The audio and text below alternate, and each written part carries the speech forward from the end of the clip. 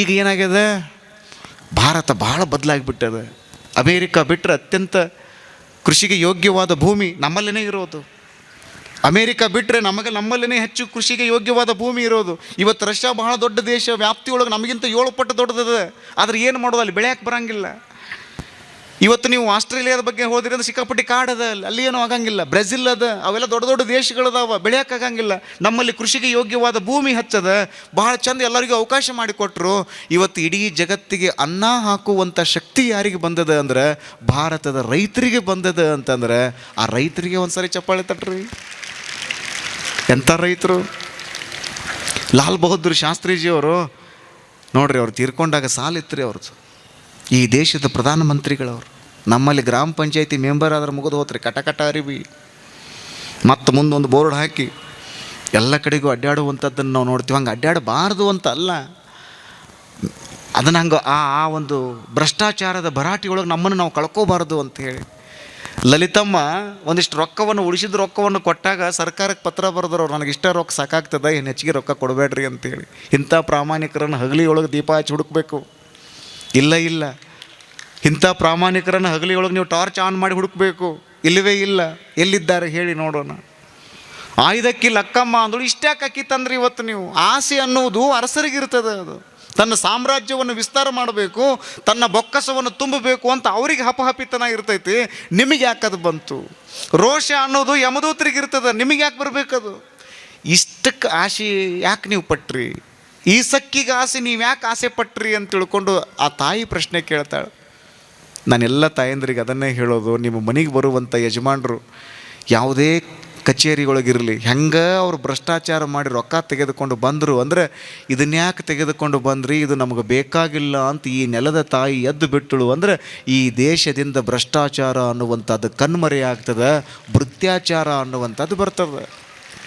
ಹೇಳಬೇಕಲ್ಲ ತಾಯಂದಿರು, ನನಗದು ಬೇಕು, ನನಗಿದು ಬೇಕು, ನನಗದು ಬೇಕು, ಇದು ಬೇಕು ಅನ್ಕೋತ ಹೋದ್ರಿ ಅಂದರೆ ಟೇಬಲ್ ಕೆಳಗೆ ಕೈ ಚಾಚಕ್ಕೆ ಚಾಲೋ ಮಾಡ್ತಾರೆ ಅವರು. ಇದ್ದಿದ್ರೊಳಗಡೆ ಆರಾಮ್ ಸಾದಾ ಸೀದಾ ಸಬ್ಸೇ ಜಾದ, ಎಷ್ಟು ಬೇಕು ಅಷ್ಟೇ ಇರೋದು ಅನ್ಕೋತ ಹೋಗಿಬಿಟ್ರಿ ಅಂದರೆ ನಿಮ್ಮ ಬದುಕು ಬಂಗಾರ ಆಗ್ತದೆ. ಇಂತಹ ಮೌಲ್ಯಗಳನ್ನು ನಮ್ಮ ಶರಣರು ಕಲಿಸಿಕೊಟ್ರು ನೋಡ್ರಿ. ಇಂತಹ ತಾಕತ್ತನ್ನು ನಮ್ಮ ಶರಣರು ಕಲಿಸಿಕೊಟ್ರೆ ನಮಗೆ. ಇಂತಹ ಅನೇಕ ವಿಚಾರಗಳ ಕುರಿತಾಗಿ ನಾವು ಚಿಂತನೆ ಮಾಡುವಂಥ ಸಂದರ್ಭದೊಳಗೆ ಇಲ್ಲಿ ಪುರಾಣಕ್ಕೆ ಬಂದಿರ್ತೀರಿ, ಪ್ರವಚನವನ್ನು ಕೇಳ್ತೀರಿ. ಹೌದ್ರಿ ಅಜ್ಜಾರ, ಏನೇನೇನೇನೇನೇನೇನೇನೇನೇನೇನೇನೋ ಇಲ್ಲಿ ನೋಡ್ರಿ ಅಂತೀರಿ, ಹೋಗ್ತೀರಿ, ಪ್ರಸಾದ ಮಾಡ್ತೀರಿ, ಮನೆಗೆ ಹೋದ್ರಿ ಅಂದ್ರೆ ಮತ್ತೆ ಚಾಲೋನ ನಿಮ್ಮದು, ಮತ್ತು ನಿಮ್ಮ ವ್ಯವಹಾರ ಚಾಲೋನ ಮತ್ತು ನಿಮ್ಮ ವ್ಯವಸ್ಥೆಗಳ ಚಾಲೋನ ನಿಮ್ಮದು. ಹಂಗೇನಾದರೂ ಭಾರತ ದೇಶದೊಳಗೆ ನಡೆದಿರುವಂತಹ ಪ್ರವಚನ ಮಾಲಿಕೆಗಳು ಏನದಾವಲ್ಲ, ಜಗತ್ತಿನೊಳಗೆ ಎಲ್ಲೂ ನಡೆದಿಲ್ಲ. ಇಲ್ಲಿ ಎಲ್ಲರೂ ಶರಣರ ಆಗಬೇಕಾಗಿತ್ತು ರೀ. ನಮ್ಮ ಶರಣರ ಆಗಬೇಕಾಗಿತ್ತು. ನಮ್ಮ 12ನೇ ಶತಮಾನದಾಗ ಶರಣರು ಹೆಂಗಿದ್ರಲ್ಲ ಹಂಗೆ ಶರಣರೇ ಆಗಬೇಕಾಗಿತ್ತು. ದುರ್ದೈವ, ಹಂಗೆ ಹೇಳೋರು ನಾವು ಹೆಚ್ಚದೀವಿ, ಕೇಳೋರಿಗಿಂತ ನಾವೇ ಹೆಚ್ಚದೀವಿ. ಎಲ್ಲರೂ ನೀವು ಬದಲಾಗಬೇಕಾಗಿತ್ತು, ಹಾಗೇ ಇಲ್ಲ. ಯಾಕಂದ್ರೆ ಥಿಯರಿ ಕ್ಲಾಸ್ಗಳು ಹೆಚ್ಚಾಗ್ಯಾವ, ಪ್ರಾಕ್ಟಿಕಲ್ ಇಲ್ಲವೇ ಇಲ್ಲ. ನಾಟ್ ಎಟ್ ಆಲ್ ಪ್ರಾಕ್ಟಿಕಲ್ ಅನ್ನುವಂಥದ್ದು ಇಲ್ಲವೇ ಇಲ್ಲ. ಕೇಳಿರುವಂಥ ಒಂದು ಮಾತನ್ನು ಅಜ್ಜಾರು ಭಾಳ ಬರೀಲಿಲ್ಲ ರೀ, ಶಿವಲಿಂಗ ಅಜ್ಜಾರು ಭಾಳ ಬರೀಲಿಲ್ಲ, 100 ಪುಸ್ತಕಗಳನ್ನು ಬರೀಲಿಲ್ಲ. ದುಡಿ ಪಡಿ ಮುಕ್ತಿ ಪಡಿ, ದುಡಿಬೇಕು, ನೀನು ಏನು ಸಿಗತೈತಲ್ಲ ಅದನ್ನು ಪಡಿಬೇಕು, ನೀಡು ಮುಕ್ತಿ ಪಡೆದು ಬಿಡು. ಇಷ್ಟ ಮಾತು ಹೇಳ್ಕೊತ ಬಂದ್ರಿ. ಏನೂ ಮಾಡಬೇಡ್ರಿಪ್ಪ, ಅಂಗೈಯಾಗಿನ ಲಿಂಗವನ್ನು ನಂಬಿಬಿಡ್ರಿ, ಆ ಪರಮಾತ್ಮನನ್ನು ಒಬ್ಬನ ನಂಬಿಬಿಟ್ರಿ ಅಂದರೆ ಜಗತ್ತಿನೊಳಗೆ ಯಾರನ್ನೂ ನಂಬುವಂಥ ಪ್ರಶ್ನೆ ಬರೋಂಗಿಲ್ಲ. ಅವನು ಕರೆಕ್ಟಾಗಿ ನಂಬಿಬಿಡ್ರಿ, he will take care of you. ಅವ ನಿಮ್ಮ ಎಲ್ಲವನ್ನು ನೋಡ್ಕೊಂಡ್ಬಿಡ್ತಾನೆ. ಅವನ್ನ ನಾವು ನಂಬಿಲ್ಲ, ನಮ್ಮನ್ನು ನಾವು ನಂಬಿಲ್ಲ, ನೀವು ಇನ್ನೊಬ್ಬರನ್ನು ಹೆಂಗೆ ನಂಬೋದಕ್ಕೆ ಸಾಧ್ಯ? ಇದನ್ನು ನಾವು ಚಿಂತನೆ ಮಾಡಬೇಕು ನೋಡ್ರಿ.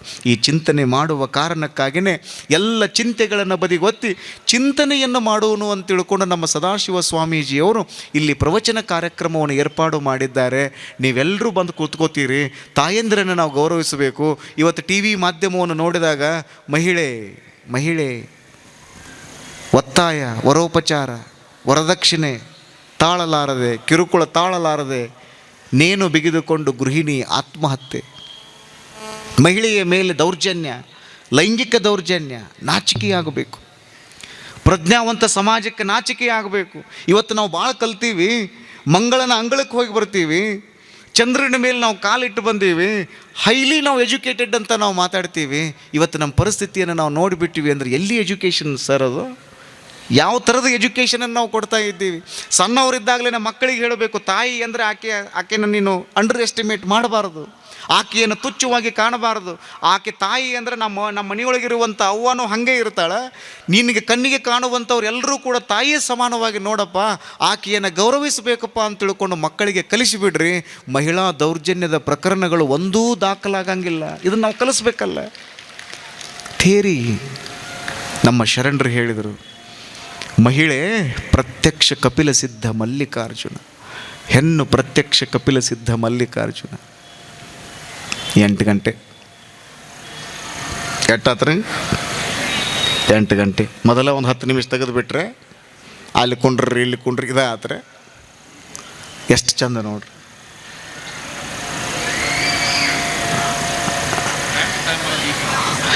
ಚಂದಲ್ಲ?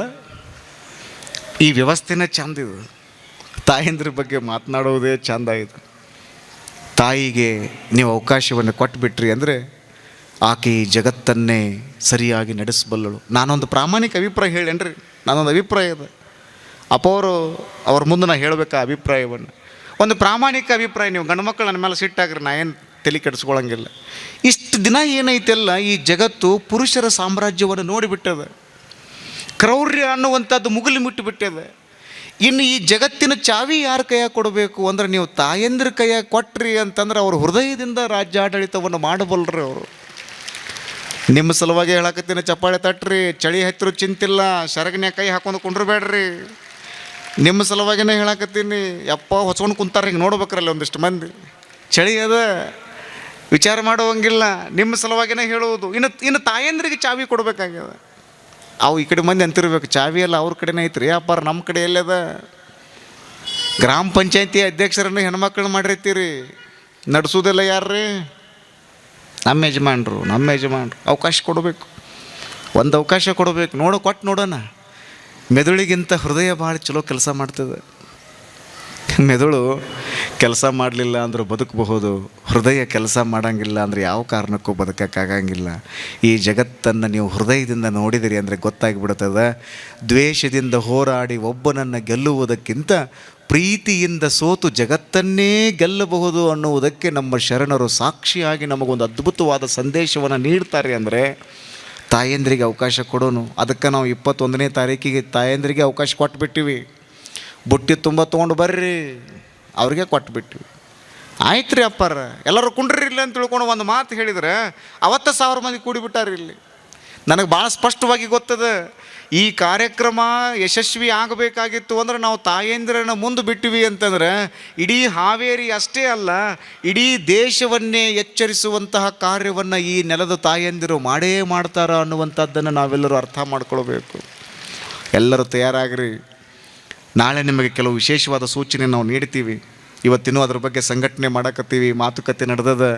ಒಂದು ಒಳ್ಳೆಯ ಕಾರ್ಯಕ್ರಮ ಮಾಡುವುದು, ಸಮಯಕ್ಕೆ ಸರಿಯಾಗಿ ನೀವು ಬರಬೇಕು. ನಾನಿಲ್ಲಿ 7 ಗಂಟೆಗೆ ಚಾಲೂ ಮಾಡಕತ್ತೀನಿ, ನೀವು ಸಮಯಕ್ಕೆ ಸರಿಯಾಗಿ ಬಂದಿರಲಿಲ್ಲ, ಆಗ ಬರಾಕತ್ತಿದ್ರಿ ನೀವು. ಇವ್ರು ಮತ್ತು ಹಾಡ ಹಾಡೋದು ಅದಕ್ಕೆ ಹೇಳ್ರಿ ನೋಡೋಣ. ಇವ್ರನ್ನ ಕರೆಸಿ ಯಾಕೆ ಹಾಡ ಹಾಡಿಸ್ಬೇಕು ಹೇಳ್ರಿ?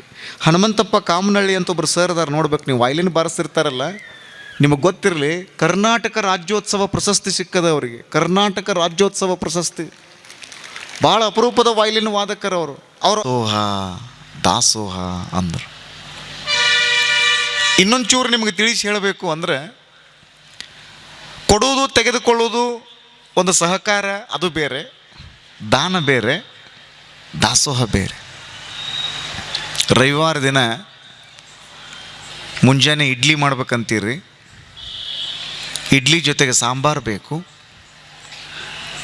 ಆ ಸಾಂಬಾರಿನೊಳಗೆ ಹಾಕಬೇಕು ಅಂದರೆ ಕೊತ್ತಂಬರಿ ಸೊಪ್ಪು ಬೇಕು.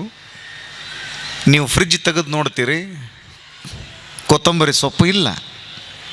ನೀವೇನು ಮಾಡ್ತೀರಿ? ಮಗ್ಗಲ ಮನೆಗೆ ಹೋಗ್ತೀರಿ, ಅಕ್ಕಾರ ನಾವು ಇಡ್ಲಿ ಮಾಡಾಕತ್ತಿದ್ವಿ, ಸಾಂಬಾರು ಮಾಡಬೇಕಾಗ್ಯದ, ಕೊತ್ತಂಬರಿ ಸೊಪ್ಪಿಲ್ಲ, 2 ಕಡ್ಡಿ ಕೊತ್ತಂಬರಿ ಕೊಡ್ರಿ ಅಂತ ಕೇಳಕ್ಕೆ ಹೋಗ್ತೀರಿ ನೀವು.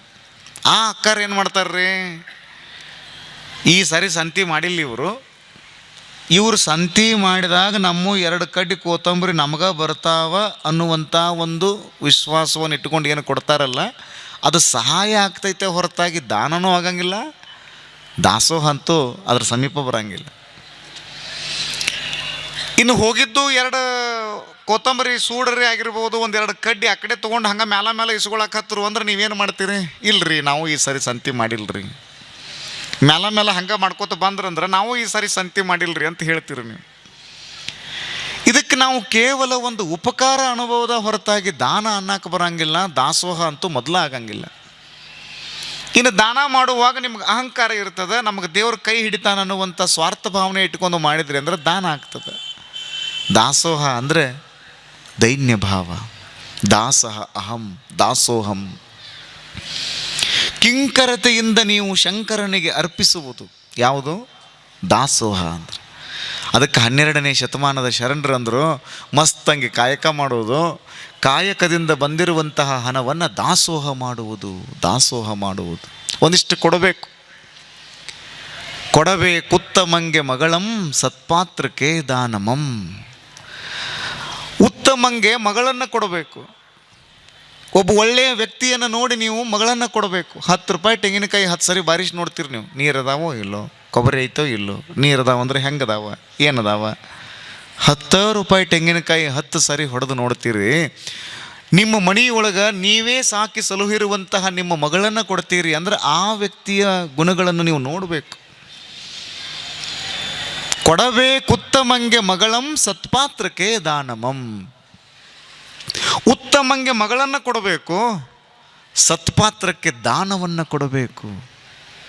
ನೀವು ಗಳಿಸಿಡ್ತೀರಿ, ಆದರೆ ಕೊಡಬೇಕು ಅನ್ನುವಂಥ ಭಾವ ನಿಮಗಿರಲಿಲ್ಲ ಅಂದ್ರೆ ಅದನ್ನು ತೊಗೊಂಡು ಏನು ಮಾಡೋದದ? ಅದಕ್ಕೆ ದಾಸರಂತಾರ, ತಾನು ಉಣ್ಣದ ಪರರಿಗಿಕ್ಕದ ಧನವಿದ್ದೇತಕೋ. ನೀನೂ ಉಣ್ಣಂಗಿಲ್ಲ, ಇನ್ನೊಬ್ರಿಗೂ ಕೊಡಂಗಿಲ್ಲ, ಆ ಧನವನ್ನು ತೆಗೆದುಕೊಂಡು ಏನು ಮಾಡುವುದದ?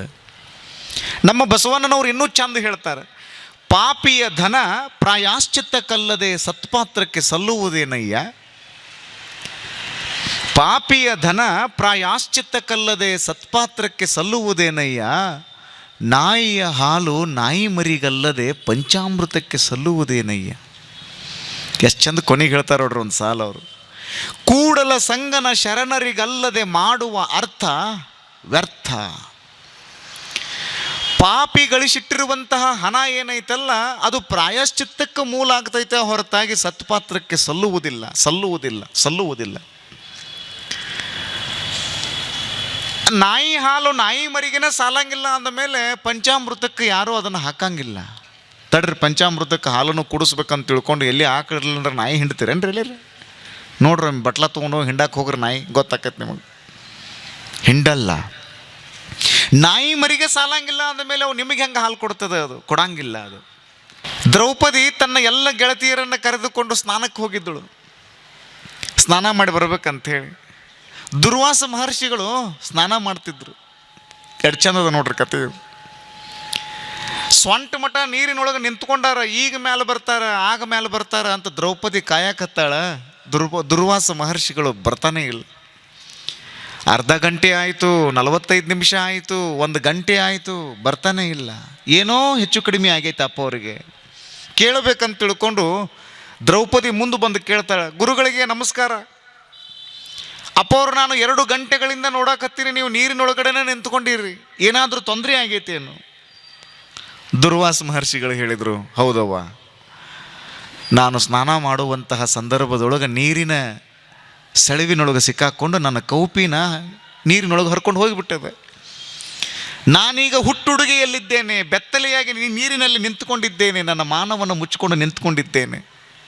ಅಪ್ಪಾರ, ನಾ ಅದನ್ನಲ್ರಿ, ನಿಮ್ಮ ಶಿಷ್ಯ ನಾ ಅದನ್ನಲ್ಲ, ಯಾಕೆ ವಿಚಾರ ಮಾಡಿರಿ ಅಂತ ಹೇಳಿ ತನ್ನ ರೇಷ್ಮೆಯ ಸೀರೆಯ ಸೆರಗಿನ ದಂಡಿ ಏನೈತಲ್ಲ, ಸೀರೆ ಸೆರಗು ಭಾಳ ಮುಖ್ಯ ರೀ. ನೀವೆಲ್ಲರೂ ಸೀರೆ ತರಕ್ಕೆ ಹೋಗ್ತಿರಲ್ರಿ, ಎಲ್ಲಿ ಹೋಗ್ಕಿರಿ? ಅಂಗಡಿಗೆ ಹೋಗ್ಕಿರಲ್ಲ, ನೋಡ್ಬೇಕ್ರಿ ನೀವು. ಸೀರೆ ತರಕ್ಕೆ ಹೋದಾಗ ನಿಮ್ಮ ಆಟನೇ ಬೇರೆ ಐತಿ. ಒಳಗೆ ಹೊಕ್ಕ್ರಿ ಅಂದ್ರೆ ನೋಡ್ರಿ, ಎಲ್ಲ ತೆಗೆದು ಅವ ಸೀರೆ ಮಾರವ್ ಅವ ತಲೆ ನೋವಿನ ಗುಳಿಗೆ ಇಟ್ಕೊಂಡು ಕುಂಡಿರ್ಬೇಕವ ಅಲ್ಲಿ. ಇದಿದ್ರೆ ಹೆಂಗೆ ರೀ, ಅದಿದ್ರೆ ಹಿಂಗೆ ರೀ, ಇದಕ್ಕೆ ಮ್ಯಾಚ್ ಇಲ್ಲಲ್ರಿ, ಕಾಂಟ್ರಾಸ್ಟಿಂಗ್ ಇಲ್ಲಲ್ರಿ, ಹಂಗೆ ರೀ. ಎಷ್ಟು ಗುದ್ದಾಡ್ತೀರಿ ಅಂದ್ರೆ, ಅವ ಗಂಡ ಹೆಂಡತಿ ಇಬ್ಬರು ಹೋಗಿದ್ರಿ. ಸೀರೆ ಸೆಲೆಕ್ಟ್ ಮಾಡಂದವ, ನಾ ಯಾಕೆ ಮಾಡಲ್ರಿ, ನೀವೇ ಮಾಡ್ರಿ ಅಂದ್ಲಕ್ಕೆ. ನೀನೇ ಮಾಡಂತವ ಅಂದ, ನಾ ಮಾಡಂಗಿಲ್ರಿ ನೀವು ಮಾಡ್ರಿ ಅಂತ ಅಕ್ಕಿ ಅಂದಳು. ನಾ ಯಾಕೆ ಮಾಡ್ಬೇಕ್ರಿ, ನಾ ಯಾಕೆ ಮಾಡ್ಬೇಕಂತ ಗಂಡ ಅಂದ. ಹಿಂಗಾಗಿ ಇಬ್ಬರು ಬಡ್ದಾಡಕತ್ರು. ಉಟ್ಕೊಳ್ಳೋಕೆ ನಾನು ನೀನು ಅಂದವು. ಉಟ್ಕೊಳ್ಳೋಕೆ ನಾನು, ತೊಳೆಯವ್ರು ನಾನು ನೀವು ಅಂದ್ಲಕ್ಕಿ. ನೀವು ತೊಳೆಯವ್ರದಿರಿ, ನಿಮ್ಗೆ ಯಾವ್ದು ಅನುಕೂಲ ಆಕೈತೆ ಅಂಥ ಸೀರೆ ಕೊಡಿಸ್ರ ಅಂದ್ಲಕ್ಕಿ. ಇಂಥ ವ್ಯವಸ್ಥೆ ಇವತ್ತು ಬೆಂಗಳೂರಿನ ಮಹಾನಗರದೊಳಗೆ ನೀವೆಲ್ಲ ನೋಡ್ತೀರಿ. ದುಡಿಯೋವ್ರದ್ದು ಭಾಳ ಹೊಂದಾಣಿಕೆನ ಆಗಂಗಿಲ್ಲ.